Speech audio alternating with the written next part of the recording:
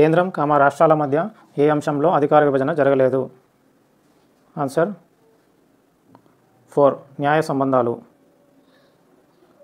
Explanation.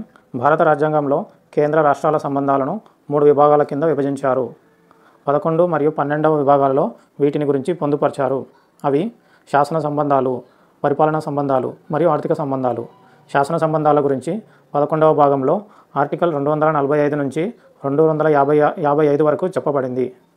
పరిపాలనా సంబంధాల గురించి 11వ భాగంలో ఆర్టికల్ 256 నుంచి 263 వరకు తెలుపబడింది. ఆర్థిక సంబంధాల గురించి 12వ భాగంలో ఆర్టికల్ 264 నుంచి 300 వరకు తెలుపబడింది. Next question. అవశిష్ట అధికారాలపై శాసనాలు చేసే అధికారం ఎవరికి ఉంటుంది? ఆన్సర్ భారత పార్లమెంట్. ఎక్స్ప్లెనేషన్.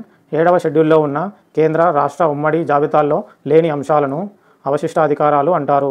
వీటిపై శాసనం చేసే అధికారం భారత పార్లమెంటుకు ఉంటుంది. ఆర్టికల్ 248 అవశిష్ట అధికారాల గురించి తెలుపుతుంది. దీనిని రాజ్యాంగం నుంచి స్వీకరించారు.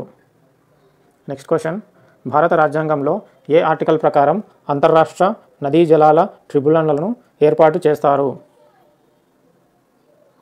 Answer 262 article. ఎక్స్ప్లెనేషన్. ఆర్టికల్ 262 ప్రకారం నదీ జలాల వివాద పరిష్కారానికై పార్లమెంటు అంతర్రాష్ట్ర నదీ జలాల ట్రిబ్యునల్లను ఏర్పాటు చేయడం జరిగింది. దీని ప్రకారం 1956లో నదీ జలాల చట్టాన్ని చేశారు. ఇప్పటికీ ఏర్పాటు చేసిన అంతర్రాష్ట్ర ట్రిబ్యునల్స్ నర్మదా ట్రిబ్యునల్, దీన్ని 1969లో ఏర్పాటు చేశారు. ఇది మహారాష్ట్ర, గుజరాత్, మధ్యప్రదేశ్ రాష్ట్రాల గురించి సంబంధించింది. నెక్స్ట్ కృష్ణా ట్రిబ్యునల్ 1969లో ఏర్పాటు చేశారు. ఈ ట్రిబ్యునల్ మహారాష్ట్ర, కర్ణాటక, ఆంధ్రప్రదేశ్, తెలంగాణ రాష్ట్రాలకు సంబంధించింది. గోదావరి ట్రిబ్యునల్ 1969లో ఏర్పాటు చేశారు. ఇది ఛత్తీస్గఢ్, ఒడిషా, మహారాష్ట్ర, కర్ణాటక, ఆంధ్రప్రదేశ్, తెలంగాణ రాష్ట్రాలకు సంబంధించింది. నెక్స్ట్ రావి బియాస్ ట్రిబ్యునల్, దీనిని 1986లో ఏర్పాటు చేశారు. ఈ రావి బియాస్ ట్రిబ్యునల్ పంజాబ్, రాజస్థాన్, హర్యానా రాష్ట్రాలకు సంబంధించింది. నెక్స్ట్ కావేరీ ట్రిబ్యునల్ 1971లో ఏర్పాటు చేశారు. ఈ ట్రిబ్యునల్ తమిళనాడు, కర్ణాటక, కేరళ రాష్ట్రాలకు సంబంధించింది. నెక్స్ట్ కృష్ణా జలాలపై 2వ ట్రిబ్యునల్ కూడా ఏర్పాటు చేశారు. దీనిని 2004లో ఏర్పాటు చేశారు.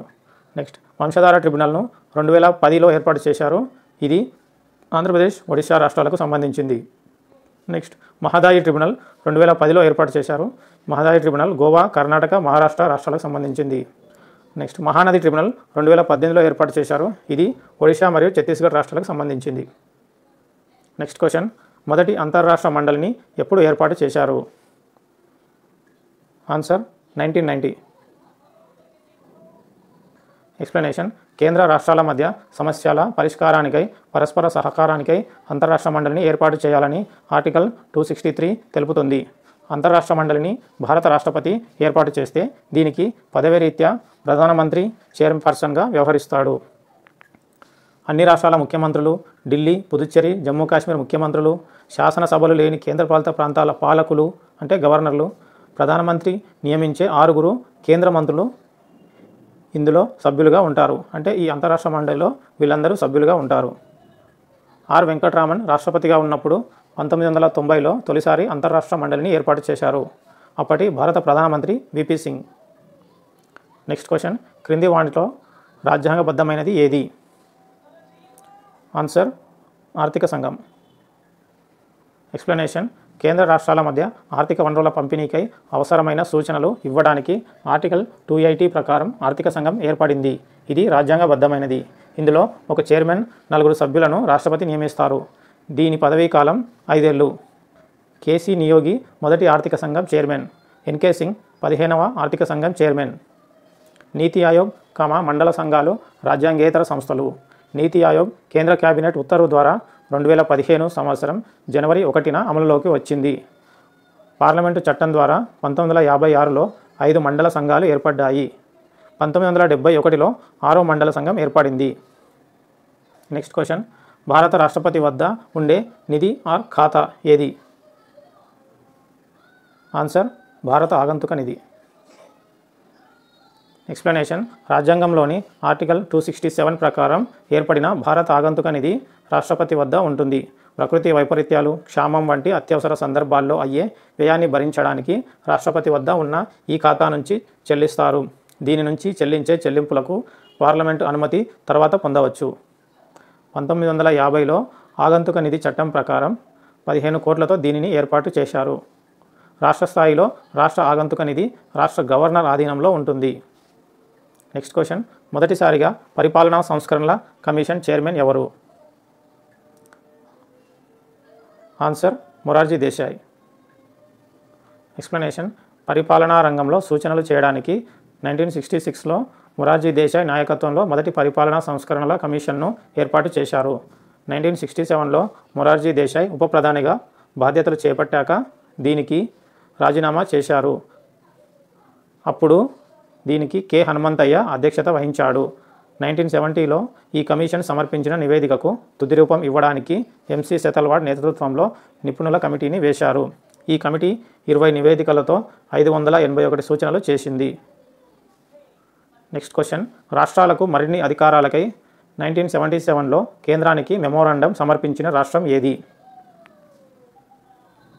ఆన్సర్ పశ్చిమ బెంగాల్.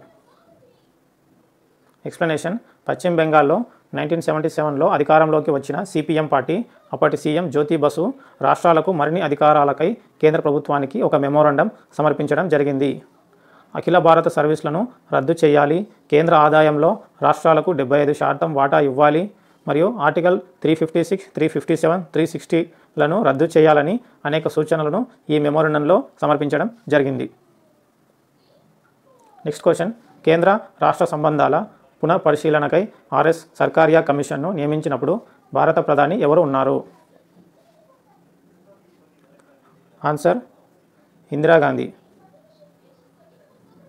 కేంద్ర రాష్ట్రాల సంబంధాల పునఃపరిశీలనకై 1983లో ఇందిరాగాంధీ కాంగ్రెస్ ప్రభుత్వం రంజిత్ సింగ్ సర్కారియా కమిషన్ను నియమించింది. ఇది రాజీవ్ గాంధీ ప్రధానిగా ఉన్నప్పుడు 1987లో 247 సిఫార్సులతో తన నివేదికను సమర్పించింది. ఈ కమిషన్కు సర్కారియా చైర్మన్గా ఉన్నాడు. ఎస్ఆర్ సేన్ మరియు బి శివరామన్లు ఇతర సభ్యులు.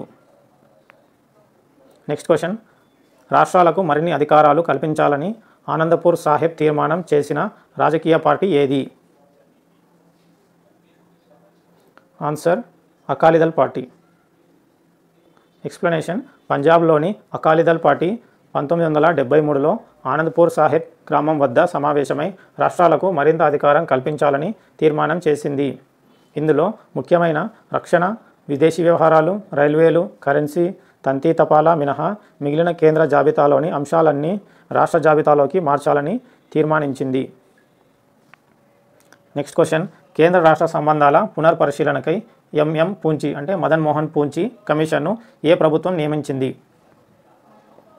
ఆన్సర్ యూపీఏ ప్రభుత్వం. మన్మోహన్ సింగ్ నేతృత్వంలోని యూపీఏ ప్రభుత్వం 2007లో కేంద్ర రాష్ట్ర సంబంధాల పునర్పరిశీలనకై మదన్ మోహన్ పూంచి నేతృత్వంలో మరో 4 సభ్యులతో కమిషన్ను నియమించింది.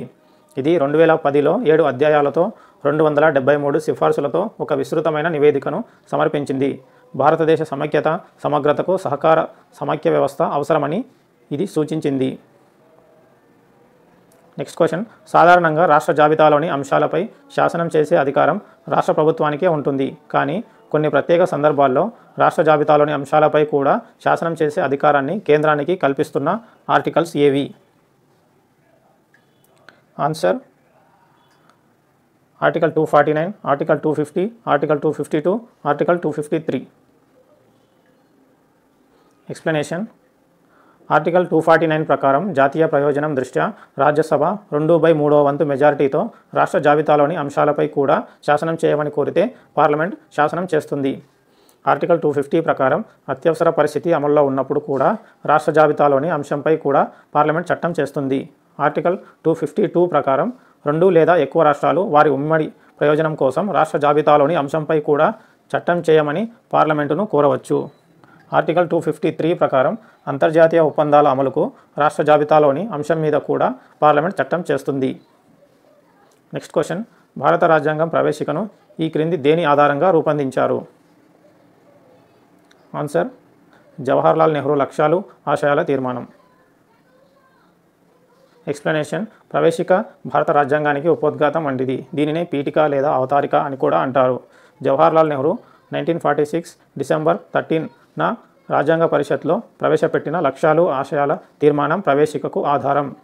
దీనిని రాజ్యాంగ పరిషత్ 1947 జనవరి 22 రోజున ఆమోదించింది. దీని ప్రకారం ప్రవేశికను రూపొందించగా ప్రవేశిక ప్రకారం రాజ్యాంగాన్ని రూపొందించారు. Next question. భారత రాజ్యాంగ ప్రవేశికలో లేని అంశం ఏది? ఆన్సర్ రాజ్యాంగం అమలులోకి వచ్చిన తేదీ. రాజ్యాంగ ప్రవేశికలో రెండవ అంశం లేదు. భారతదేశంలో అధికారానికి మూలం ప్రజలు. ప్రభుత్వ స్వరూపం సార్వసత్వక, సామ్యవాద, లౌకిక, ప్రజాస్వామ్య, గణతంత్రం. రాజకీయ వ్యవస్థ యొక్క లక్ష్యం న్యాయం, స్వేచ్ఛ, సమానత్వం, సమగ్రత, సౌభ్రాతృత్వం. అదేవిధంగా రాజ్యాంగం అమలులోకి వచ్చిన తేదీ ప్రవేశికలో లేదు, కానీ రాజ్యాంగం ఆమోదించిన తేదీ మాత్రం ఉంది. అది 1949 నవంబర్ 26. Next question. ప్రవేశిక భారత రాజ్యాంగంలో అంతర్భాగం కాదని సుప్రీంకోర్టు ఏ కేసులో తీర్పు ఇచ్చింది? Answer Berubari case 1960. ఎక్స్ప్లెనేషన్. ప్రవేశిక రాజ్యాంగంలో అంతర్భాగమా కాదా అనే చర్చ రాజ్యాంగం తయారీ నుంచి ఉంది. దీనికి సంబంధించి సుప్రీంకోర్టు వివిధ సందర్భాల్లో వివిధ రకాలుగా తీర్పు చెప్పింది. 1960 బెరుబరీ కేసులో ప్రవేశిక రాజ్యాంగంలో అంతర్భాగం కాదని తీర్పు చెప్పింది. ఎందుకంటే భారత రాజ్యాంగంలోని ఏ ఆర్టికల్, ఏ షెడ్యూల్, ఏ భాగంలో కూడా ప్రవేశిక గురించి లేదని సుప్రీంకోర్టు తీర్పు చెప్పింది. కానీ కేశవానంద భారతి, మినర్వా మిల్స్ మరియు LIC ఆఫ్ ఇండియా కేసులలో మాత్రం ప్రవేశిక రాజ్యాంగంలో అంతర్భాగమని తీర్పు చెప్పింది.